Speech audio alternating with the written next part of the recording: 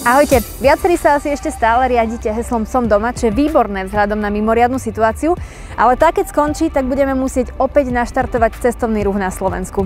Moje meno je Michaela a dnes vás nezoberiem do žiadneho interiéru, ale ostaneme vonku. Urobím vám prierez architektúry posledného storočia, pretože v Bratislave sa je na čo pozerať.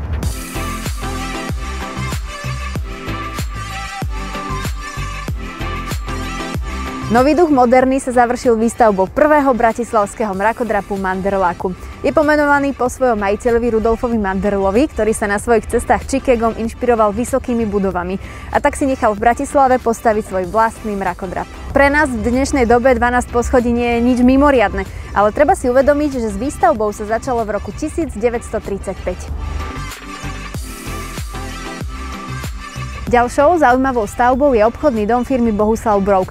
My ju poznáme pod názvom Dunaj. Stavela sa 5 mesiacov, má 7 nadzemných a 2 podzemné podlažia a nachádzalo sa tu až 120 obchodných oddelení. Našli ste tu úplne všetko, od potravín cez oblečenie až po motocykel. Za mnou sa nachádza hotel Kyjev a obchodný dom Prior. Bola to najväčšia stavebná investícia v centre mesta po druhej svetovej vojne. Celý komplex sa staval na etapy a ako prvý otvorili obchodný dom Prior. Znie to neuveriteľne, ale na jeho otvorenie prišlo až 40 000 ľudí. Lákadlom bolo nielen zvonkohra, ale dokonca pohyblivé schody. Ak budete chcieť vidieť pyramídu, tak nemusíte ísť až do Egypta. Jednu máme aj v Bratislave a dokonca je obrátená. Je to budova Slovenského rozhlasu. Má svojich odporcov, ale aj obdivovateľov. Projekt vznikol v 60. rokoch a jej výstavba trvala 16 rokov. V roku 2001 sa stala stavbou storočia a v roku 2017 ju vyhlásili za národnú kultúrnu pamiatku. Vo vnútri sú unikátne koncertné sály s vynikajúcou akustikou a vnútorné atrium, pre ktoré rozhlas vyhľadávajú svetovo uznávaní architekti počas návštev Bratislavy. Oproti obratenej pyramíde sa nachádza Národná banka Slovenska. Jej výstavba začala v 90. rokoch a bola to prvá verejná stavba v ére samostatnosti Slovenskej republiky. Meria 111 metrov, má 42 podlaží a po jej dokončení sa nepochybne stala dominantou Bratislavy. A nie len výškovou, je to aj technologicky vyspelá, inteligentná stavba, ktorá spĺňa najvyššie nároky na úspornosť prevádzky, ekológiu a kvalitu pracovného prostredia.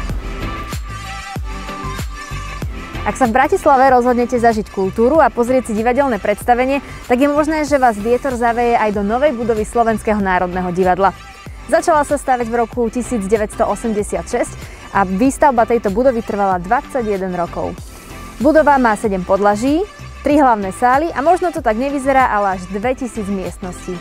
Divadlo oslavuje mimoriadnu 100. sezónu aj napriek tomu, že je zatvorené momentálne počas tejto situácie, ich predstavenia si môžete pozrieť online na ich YouTube.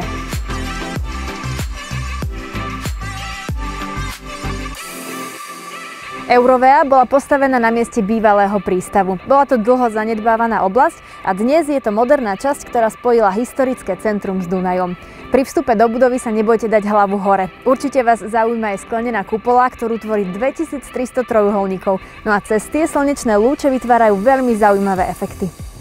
No a keď si dáte ku kavičke koláčik, tak ho môžete aj patrične vypotiť s takýmto krásnym výhľadom na Dunaj. V blízkosti vyrástlo a stále je vo výstavbe množstvo výškových budov. Medzi ne patria Panorama City a Twin City, ale raritou je komplex z dielne známej irácko-britskej architektky Zahi Hadid. Volá sa Sky Park Residence. No a koncom roku 2019 dostal zelenú nový projekt a podľa aktuálnych kritérií nám v Bratislave vyrastie naozajstný mrakodrap.